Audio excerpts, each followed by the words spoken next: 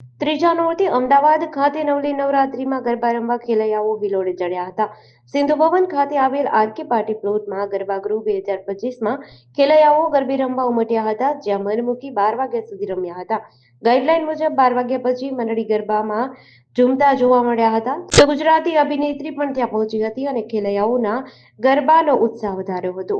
Selfie point અને food stall માટે ખાસ ધ્યાનમાં રાખી આયોજન કરાયું છે. બ્રિજેશ પારેખ અને તેમની ટીમ દ્વારા ભવ્ય ગરબા રજૂ કરી ખેલૈયાઓને આનંદિત કર્યા હતા.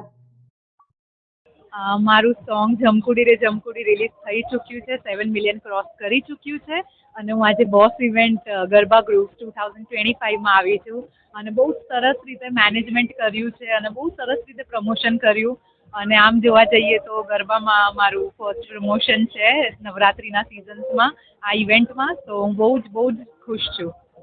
યસ, તો મને લાગે છે પહેલાંની નવરાત્રિ મને વધારે ગમતી હતી, કેમ કે એ જે પેલા ઓથેન્ટિક સોંગ્સ હતા, બધા ગરબાના ગીતો હતા જે ઢોલ પર વાગતું હતું. હું તો સ્કૂલમાં હતી ત્યારે હું બહુ જતી હતી રમવા માટે. અત્યારે મને એમ લાગે છે it is all fashion parade, તો મને પહેલાંના गरबा बहुत याद आवे છે. मेरा नाम दीपक सेठिया, बॉस इवेंट से और गरबा ग्रुप के ऑर्गेनाइजर। गरबा ग्रुप ऑर्गेनाइज किया हमने सिंधु भवन रोड पे, अपने R K party plot Sindhu Bhavan road पे।